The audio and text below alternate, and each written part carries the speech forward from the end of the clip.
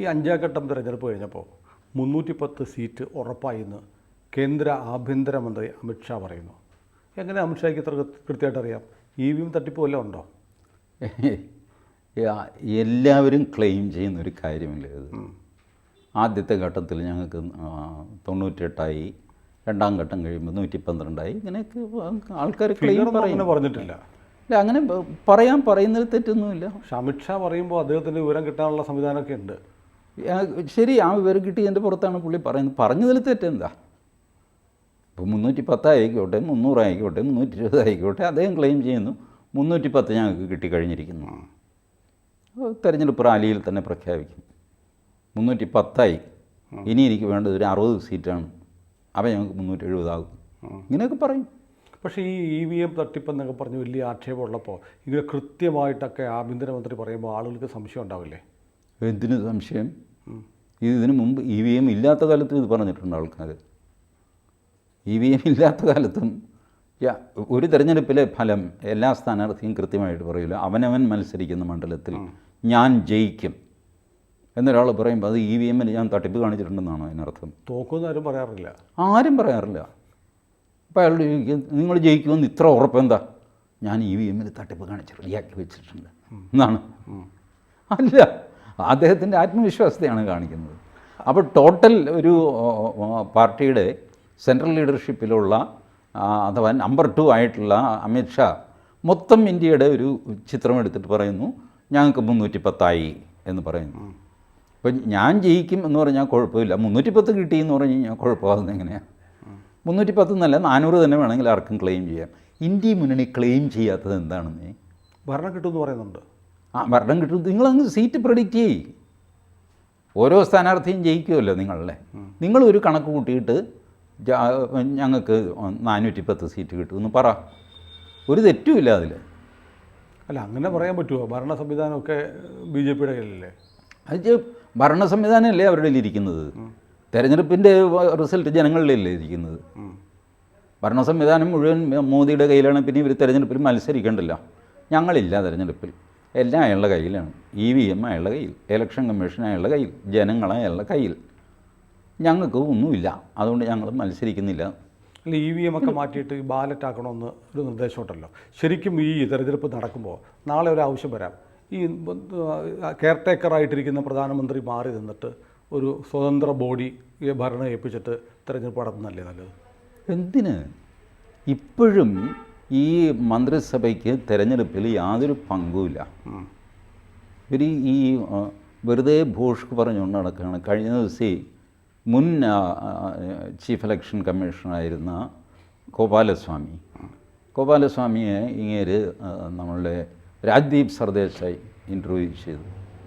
ഈ ഫലപ്രഖ്യാപനം നേരത്തെ ആക്കിയാൽ എന്താ? ഗോപാലസ്വാമി പറഞ്ഞു, ഫലപ്രഖ്യാപനം നേരത്തെ ആണ്, നിങ്ങളത് കാണാത്തതിന് ഞങ്ങൾ ഉത്തരവാദിയാകുന്നത് എങ്ങനെയാണ്? അദ്ദേഹം ഇപ്പോൾ ഇലക്ഷൻ കമ്മീഷനല്ല. പുള്ളി പറഞ്ഞു, ഞാൻ ഇലക്ഷൻ കമ്മീഷൻ്റെ വെബ്സൈറ്റ് നോക്കി, നിങ്ങൾ ഈ പറയുന്ന വിത്തിൻ 48 hours അവർ ഫലം പ്രഖ്യാപിക്കുന്നുണ്ട്. What is that you are talking about? ഫലമോ അതോ പെർസെൻറ്റേജോ? പെർസെൻറ്റേജ്, ഫലമല്ല, ഇലക്ഷൻ റിസൾട്ട് അല്ല, പെർസെൻറ്റേജ്. ശതമാനം പറയണമെന്നുള്ള ആവശ്യമായിട്ട് നിങ്ങൾ സുപ്രീം കോടതി പോകുന്നു, അനാവശ്യമായിട്ട് ബഹളം വയ്ക്കുന്നു. ഇലക്ഷൻ കമ്മീഷൻ്റെ വെബ്സൈറ്റ് മാത്രം നിങ്ങൾ നോക്കില്ല, അവരിത് ചെയ്യുന്നുണ്ടെന്ന്. 48 മണിക്കൂറിൽ അവർ ഇത് അപ്ലോഡ് ചെയ്യുന്നു. അപ്പോൾ രാജ്ദീപ് സർദേശായി പറയുക, അങ്ങനെയല്ല, 10 ദിവസം വരെ അവരെടുത്തു. ഗോപാലസ്വാമി പോയിൻ്റ് ചോദ്യം, എവിടെയാണ് ഈ 10 ദിവസം എടുത്തത്? ഏത് തെരഞ്ഞെടുപ്പിലാണ്? ഏത് നിയോജകമണ്ഡലത്തിലാണ്? പറയൂ. ഇവന് മറുപടിയില്ല. പെട്ടുപോയി. 11 ദിവസം വരെ എടുത്തു എന്നൊക്കെ പറഞ്ഞ് ഓരോരുത്തർ ഗുണ്ടടിച്ചത് രാജ്ദീപ് സർദേശായി കയറിയിട്ട് മുൻ ചീഫ് ഇലക്ഷൻ കമ്മീഷൻ എടുത്ത് അടിച്ചതാണ്. അങ്ങേര് തിരിച്ചു ചോദിച്ചു, എവിടെയാണ്? പുള്ളി പറഞ്ഞു, Rajdeep, look at election commission website, they are putting out the figures within 48 hours. I am telling you. നിങ്ങൾ ഇലക്ഷൻ കമ്മീഷൻ്റെ വെബ്സൈറ്റ് മാത്രം നോക്കില്ല, you are looking at some other website for which election commission is not responsible. പോടാ പുല്ലേ. അപ്പോൾ പിന്നെ പ്രതിപക്ഷ പാർട്ടികൾ ഇങ്ങനെയൊക്കെ ഉന്നയിക്കുന്നതോ? അദ്ദേഹം പറയുകയാണ്, രാജ്ദീപ് എന്നെ വിളിച്ചത് ഇലക്ഷൻ കമ്മീഷൻ വെബ്സൈറ്റിൽ ഈ പെർസെൻറ്റേജ് കൃത്യമായിട്ട് കൊടുക്കുന്നുണ്ടോ അതിൻ്റെ ചർച്ചയ്ക്കാണ്. പ്രതിപക്ഷ പാർട്ടികൾക്ക് മറുപടി കൊടുക്കാനല്ല, അതിന് ഞാനില്ല. രാഷ്ട്രീയ പാർട്ടികൾ പലയിടത്തും പലതും പറഞ്ഞു കാണും, അതിനൊക്കെ മറുപടി പറയാൻ ഞാൻ ആളല്ല, വിട്ടേക്ക്. He refused. അത് പിന്നെയും ഈ പൊളിറ്റിക്കൽ ചോദ്യം ചോദിച്ചു, ഞാനതിന് ഉത്തരം പറയില്ല. നിങ്ങളുടെ ടെക്നിക്കൽ ചോദ്യത്തിന് മുൻ തെരഞ്ഞെടുപ്പ് കമ്മീഷൻ എന്നുള്ള നിലയ്ക്ക് ഉത്തരവാദിത്വ ബോധത്തോടെ ഞാൻ ഉത്തരം തന്നു കഴിഞ്ഞു. നിങ്ങൾ പറയുന്നത് പച്ചക്കള്ളമാണ്. 48 മണിക്കൂറിൽ ഈ വെബ്സൈറ്റിൽ ഈ വിവരങ്ങൾ വരുന്നുണ്ട്. അല്ല, അത് പിന്നെ ഇവരെന്തിനാണ് സുപ്രീം കോടതി പോയത്? അത് അവരോട് ചോദിക്ക്. Anybody is free to go to Supreme Court with his grievance. I cannot prevent them. Supreme കോടതി പോയല്ലേ, ഞാൻ പറഞ്ഞുതരാം, എനിക്ക് പിടിച്ചു നിർത്തേണ്ട കാര്യമുണ്ടോ? സുപ്രീം കോടതിയിൽ ആർക്കും പ്രവേശനമുണ്ട്, ഇവരും പോയി കേസ്. എനിക്കറിയില്ല. നിങ്ങൾ ഈ പറയുന്നത് പച്ചക്കള്ളമാണ്. നിങ്ങൾ ഇലക്ഷൻ കമ്മീഷൻ്റെ വെബ്സൈറ്റ് കണ്ടിട്ടില്ല, അതുകൊണ്ട് പറയുന്നതാണ്. അങ്ങനെ അവസാനിച്ചു സാധനം. ടി ജി, ഞാൻ സംശയിച്ചു നോക്കട്ടെ, ഇപ്പോൾ തെരഞ്ഞെടുപ്പിൻ്റെ 2 ഘട്ടമൊക്കെ കഴിഞ്ഞപ്പോൾ പ്രതിപക്ഷ നിരയിൽ ഒരു സൈലൻസ് ഉണ്ടോ? കെജ്രിവാൾ വന്നപ്പോഴത്തേക്ക് ഒരു 10 ഗ്യാരണ്ടിയൊക്കെ പറഞ്ഞു. പിന്നീട് അദ്ദേഹത്തിൻ്റെ ശബ്ദമില്ല, രാഹുൽ ഗാന്ധിയുടെ ശബ്ദം കേൾക്കാൻ ഇല്ല, ഒരു ശ്മശാന മൂകത. ഖാർഗെ വല്ലതുമൊക്കെ പറയുന്ന പത്രങ്ങളിൽ വന്നാലായി ഇത് സൈലൻ്റ് ആയ പോലെ. നമുക്കിതൊക്കെ എങ്ങനെയും വ്യാഖ്യാനിക്കാം. ഇത് മീഡിയയുടെ ഒരു കളിയല്ലേ. മീഡിയ രാഹുൽ ഗാന്ധിയുടെ ഒരു ബൈറ്റ് ഒന്ന് പൊലിപ്പിക്കാം എന്ന് വിചാരിച്ചു കഴിഞ്ഞാൽ നമുക്ക് തോന്നും, ഓ രാഹുൽ ഗാന്ധി ആടിച്ച് കസറുകയാണ് എന്ന് തോന്നും. അവരത് വിട്ടു. അവരത് വിട്ടിട്ട് വല്ല പന്തിരാങ്കാവിലെ സ്ത്രീ പീഡനം എന്നൊക്കെ പറഞ്ഞാൽ അതിൻ്റെ പിന്നാലെ പോയി കഴിഞ്ഞാൽ നമുക്ക് തോന്നും, രാഹുൽ ഗാന്ധി ഒന്നും മിണ്ടുന്നില്ലല്ലോ. ഇതൊക്കെ പെർസെപ്ഷനാണ്. മീഡിയ ക്രിയേറ്റഡ് പെർസെപ്ഷനാണ്. മിണ്ടാനുള്ളവരെല്ലാം മിണ്ടുന്നുണ്ട്. റായ്ബറേലിയിൽ രാഹുൽ ഗാന്ധി തകർത്ത് പിടിച്ച് പ്രചരണം നടത്തുന്നുണ്ട്, ആവുന്നത് പോലെ. അവിടുത്തെ BJP സ്ഥാനാർത്ഥിയും പ്രചരണം നടത്തുന്നുണ്ട്. അമേഠിയിൽ പ്രചരണം നടക്കുന്നുണ്ട്. എല്ലാ സാധനവും നടക്കുന്നുണ്ട്. ഈ നടക്കുന്നതിൽ മലയാളത്തിൽ അല്ലെങ്കിൽ മലയാള പത്രങ്ങളിൽ ഒക്കെ റിപ്പോർട്ട് ചെയ്യപ്പെടുന്നത് എത്രയാണോ അത് നോക്കിയിട്ടാണ് നമ്മുടെ പെർസെപ്ഷൻ നമ്മൾ തീരുമാനിക്കുന്നത്. ഇപ്പോൾ മലയാളത്തിൽ ഇപ്പോൾ മീഡിയയ്ക്കൊരു വിഷയം കിട്ടി, ആലുവ പുഴയിൽ മത്സ്യങ്ങൾ കൂട്ടത്തോടെ ചത്തൊടുങ്ങുന്നു. പ്രധാനപ്പെട്ട വാർത്തയല്ലേ. രാവിലെ മുതൽ വൈകുന്നേരം വരെ ആലുവ പുഴയുടെ അവിടെ ക്യാമ്പ് ചെയ്യും. അത് പൊല്യൂഷൻ കൺട്രോൾ ബോർഡ്, മന്ത്രി, അത് ഇതൊക്കെ ആയിട്ട് പോയി. അപ്പോൾ നമ്മൾ വിചാരിക്കും റായ്ബറേലിയിൽ രാഹുൽ ഗാന്ധി അനങ്ങുന്നില്ല. അങ്ങനെ അവിടെ അനങ്ങുന്നുണ്ട്, ഇവിടെ നമ്മൾ അറിയുന്നില്ലെന്നേ ഉള്ളൂ. കാരണം ഇവിടെ പ്രിയോറിറ്റി മാറി മറിഞ്ഞു, തെരഞ്ഞെടുപ്പ് കഴിഞ്ഞു. പക്ഷെ അതല്ല ഞാൻ ചോദിച്ചത്. ഇപ്പോൾ കെജ്രിവാൾ വന്നപ്പോൾ പ്രതിപക്ഷത്തിന് വലിയൊരു ഊർജ്ജമായി, ഒരു വലിയ പ്രതീക്ഷയായി എന്നൊക്കെ പറഞ്ഞായിരുന്നു വന്നത്. പക്ഷേ അങ്ങനെ കെജ്രിവാളിനൊരു ഒരു എന്താ, ഞാനൊരു കാര്യം പറയട്ടെ, കേജ്രിവാൾ പുറത്തിറങ്ങിയപ്പോൾ പ്രതിപക്ഷത്തിന് ഒരു ഊർജമായി എന്ന് പ്രതിപക്ഷത്തു നിന്ന് ആരെങ്കിലും പറഞ്ഞോ? ഇതും മീഡിയ പറഞ്ഞതാണ്. ഇവിടെ ഇരുന്നുകൊണ്ട് അഭിലാഷ് മോഹനും വിനു വിജോണും ഒക്കെ കൂടെ പറഞ്ഞതാണ് പ്രതിപക്ഷത്തിന് ഊർജം കൂടി. ഊർജം കൂടിയെന്ന് പ്രതിപക്ഷത്തെ ആരും പറഞ്ഞിട്ടില്ല. പിണറായി വിജയൻ അദ്ദേഹവും ഇന്ത്യ മുന്നണിയുടെ ഒരു ഘടകമാണില്ല. ഒരക്ഷരം വേണ്ടിയിട്ടുണ്ടോ? ഇവിടെ ഇല്ലായിരുന്നല്ലോ. ഇവിടെ ഉള്ളപ്പോഴാണ് ഈ സംഭവം നടക്കുന്നത്. അത് കഴിഞ്ഞാണ് പുള്ളി പോകുന്നത്. മിണ്ടിയിട്ടില്ല. DMKയുടെ സ്റ്റാലിൻ ഒന്നും പറഞ്ഞിട്ടില്ല. കേജ്രിവാൾ വந்தாச்சு, ഇപ്പം നമ്മ കാര്യം നടക്കും, ഒന്നും പറഞ്ഞില്ല. ബിജു ജനതാദൾ പറഞ്ഞോ? ഇല്ല. BRS തെലങ്കാനയിൽ വല്ലതും പറഞ്ഞോ? ഇല്ല. മമതാ ബാനർജി പറഞ്ഞോ? കേജ്രിവാൾ ഞങ്ങളുടെ നേതാവ്, പറഞ്ഞില്ല. ആരും ഒന്നും പറഞ്ഞു. ഇത് നിങ്ങൾ കുറച്ച് പേര് പറഞ്ഞതാണ്. നിങ്ങളുടെ ഒരു ആത്മസംതൃപ്തിക്ക് വേണ്ടിയിട്ട്, കേരള ചാനലുകളുടെ ഒരു ആത്മസംതൃപ്തി, ഒരു സന്തോഷം, അതിനു വേണ്ടിയിട്ട് അവർ പറഞ്ഞുണ്ടാക്കിയ ഒരു നരേറ്റീവാണ് കേജ്രിവാൾ വന്നപ്പോൾ ഇന്ത്യ മുന്നണിക്ക് ജീവൻ വെച്ചു. പ്രത്യേകിച്ചൊന്നും വെച്ചിട്ടില്ല. അതവർ അക്കൗണ്ട് ചെയ്തിട്ടുമില്ല. അതെ അതെ. കേജ്രിവാളിൻ്റെ കൂടെ ഒരു കൈവക്ക് പരിപാടി 27-ാം തീയതി പ്ലാൻ ചെയ്തിട്ടുണ്ടെന്ന് തോന്നുന്നു. അത് നടക്കുമോ ഇല്ലെന്ന് അറിഞ്ഞുകൂടാ. കാരണം കേജ്രിവാളിൻ്റെ കൈ പിടിക്കാൻ ഇനി പേടിക്കണം. ഈ വിഭവ് കുമാർ കാണിച്ചത് അങ്ങനെയാണ്. അവനെ സംരക്ഷിക്കാനാണ് കേജ്രിവാൾ ഇപ്പോൾ സമരത്തിൽ നിൽക്കുന്നത്. ഇന്ത്യ മുന്നണിയെ സംരക്ഷിക്കാനൊന്നുമല്ല. കേജ്രിവാൾ പുറത്തിറങ്ങി കഴിഞ്ഞിട്ട് നോക്കിയിട്ടുണ്ടോ? ഇയാൾക്ക് ഒരു ഇലക്ഷൻ പ്രചരണവും നടത്താൻ പറ്റുന്നില്ല. 2ഓ 3ഓ പത്രസമ്മേളനം നടത്തി. 3ാമത്തെ പത്രസമ്മേളനത്തിൽ ഈ പണ്ടാരക്കെട്ട് പുറത്തു വന്നു, സ്വാതി മലിവാളിനെ തല്ലി പിടിച്ചു എന്നൊക്കെ പറഞ്ഞ്. അത് കഴിഞ്ഞ് ലഖ്നൗവിൽ പോയി പത്രസമ്മേളനം നടത്തി. ഈ വിഭവ് കുമാറിനെ കൂടെ കൊണ്ടുപോയി. അവിടെ വെച്ച് ദയാലുവായ കരുണാമയനായ നമ്മളുടെ അഖിലേഷ് യാദവാണ് ഈ മനുഷ്യനെ എംബറാസ്മെൻറ്റിൽ നിന്ന് രക്ഷിക്കുന്നത്. മീഡിയ എല്ലാവരും കൂടെ ചാടി വീണു, സ്വാതി മലിവാലിനെ തല്ലിയത് എന്തെന്ന് ചോദിച്ചുകൊണ്ട്. കാണണമായിരുന്നു കേജ്രിവാളിൻ്റെ മുഖം ആ സമയത്ത് വല്ലാതെ പരിഭ്രമിച്ച്. തെരഞ്ഞെടുപ്പ് പ്രചരണം എന്ന് പറയുന്നത് നടത്താൻ പറ്റുന്നില്ല. പുള്ളി പ്രതിരോധ പ്രക്രിയയിൽ ഏർപ്പെട്ടിരിക്കുകയാണ്. അല്ലാതെ അത്ര വലിയ കാര്യമാണോ? അദ്ദേഹത്തിൻ്റെ പി എതല്ലേ, അതിന് മുഖ്യമന്ത്രിക്ക് എന്താ? അല്ല, വലിയ കാര്യമോ ചെറിയ മുഖ്യമന്ത്രി എന്തിന് പരിഭ്രമിക്കുന്നു, എന്തിന് ജാഥ നടത്തുന്നു? അത് ശരിയാണ്. അതൊരു നിസ്സാര കാര്യമാണെന്ന് പറഞ്ഞിട്ട് വിട്ടാൽ പോരെ. വിഭവ് കുമാറിനെ അറസ്റ്റ് ചെയ്ത് കഴിഞ്ഞപ്പോൾ BJP ഹെഡ് ക്വാർട്ടേഴ്സിലേക്ക് മുഖ്യമന്ത്രി മാർച്ച് നയിക്കേണ്ട കാര്യം എന്താ? നിസ്സാര കാര്യമല്ലേ? പോട്ടെ, അതെന്താന്ന് വെച്ചാൽ അയാൾ നോക്കിക്കോളും, അതിലൊന്നും ഇടപെടാൻ ഞാനില്ല എന്ന് പറഞ്ഞാൽ മതിയല്ലോ. ഇല്ല, എന്തോ ഒളിക്കാനുണ്ട്. ഒളിക്കാനുണ്ടെന്ന് പറഞ്ഞാൽ ഇവൻ്റെ ഈ രഹസ്യം മുഴുവൻ ഇരിക്കുന്നു എന്നേ. മറ്റേ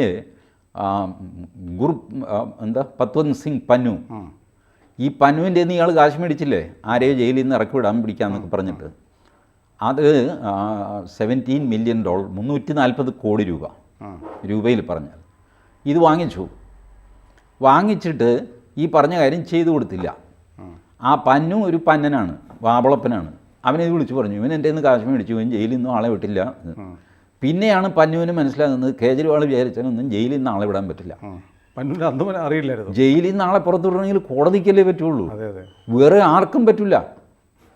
ഇയാൾ എന്നെയും അറസ്റ്റ് ചെയ്യുമെന്ന് പറഞ്ഞ് BJP ഹെഡ് ക്വാർട്ടേഴ്സിൽ നദ്ദയ്ക്ക് ഇയാളെ അറസ്റ്റ് ചെയ്യാൻ പറ്റുമോ? നദ്ദ വിചാരിച്ചാൽ തന്നെ നദ്ദയ്ക്ക് അതിനുള്ള പവറിൽ പോലീസുകാരല്ലേ അറസ്റ്റ് ചെയ്യുന്നത്. ഇങ്ങനെ പോലീസ് സ്റ്റേഷനിലേക്ക് മാർച്ച് ചെയ്യും, എന്നെ അറസ്റ്റ് ചെയ്യൂ എന്ന് പറഞ്ഞ് ജഗദീഷ് ശ്രീകുമാർ അറസ്റ്റ് ചെയ്യൂ, ഭരതരസൈ ഇങ്ങനെ ചെയ്യേണ്ടത്. ആകെ കൂടെ കുഴങ്ങി നിൽക്കുകയാണ്. അപ്പോഴാണ് അമിത്ഷാ കോൺഫിഡൻ്റ് ആയിട്ട് ഞങ്ങൾക്ക് 310 കിട്ടുന്നത്. എനിക്ക് അത് കണ്ടു കഴിഞ്ഞപ്പോൾ ഒരു നിരാശയാണ് തോന്നിയത്. ഒരു 340 പറയാമായിരുന്നു പുള്ളിക്ക്. ഏതായാലും ഇത് സ്പെക്കുലേഷനാണ്, വോട്ടെണ്ണി കഴിയുമ്പോഴാണല്ലോ.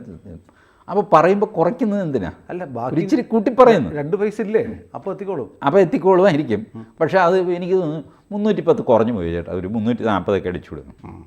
ഏതായാലും അടിച്ചു വിടുകല്ലേ, ടാക്സ് ഒന്നും കൊടുക്കട്ടെ. ഇതിപ്പോൾ ആർക്കും അറിയില്ല പെട്ടിക്കകത്ത് എന്തായിരിക്കുന്നത്. അപ്പോൾ പിന്നെ നമ്മൾ പറഞ്ഞതാണ് അപ്പോഴത്തെ ഫിഗർ. ഇനിയിപ്പോൾ ഇവർ ചിലപ്പോൾ പറയും കൃത്യമായിട്ട് അറിഞ്ഞുകൊണ്ടാണ് പറഞ്ഞത്, മൊത്തം മാറിയിരുന്ന് കുത്തിയത്. പറഞ്ഞോണ്ട് ഇതൊക്കെ നേരത്തെയും പറഞ്ഞിട്ടുണ്ട്, ഇതെല്ലാം പറഞ്ഞിട്ടുണ്ട്. ഇനി മറ്റേ നാടകം ഉണ്ടാവുമോ? വഴിയിൽ കിടന്ന് 500 EVM കിട്ടി, അത് ലോറി കെട്ടിക്കൊണ്ട് പോകുന്ന കണ്ടു. അതും ഉണ്ടാകും. പിന്നെ ചിലതൊക്കെ ചെയ്യുകയും ചെയ്യും, EVM തട്ടിക്കൊണ്ട് പോവുക, ഇതുപോലത്തെ കാര്യങ്ങളൊക്കെ ചെയ്യും. ഇതൊക്കെ തിരഞ്ഞെടുപ്പിൻ്റെ കൂടെയുള്ള അക്രമ പ്രവർത്തനങ്ങളിൽ പെട്ടതാണ്. EVM തട്ടിക്കൊണ്ടുപോകൽ, ആളെ കൊന്നു കളയുക, EVMന് സെക്യൂരിറ്റി പോരാന്ന് പറയുക.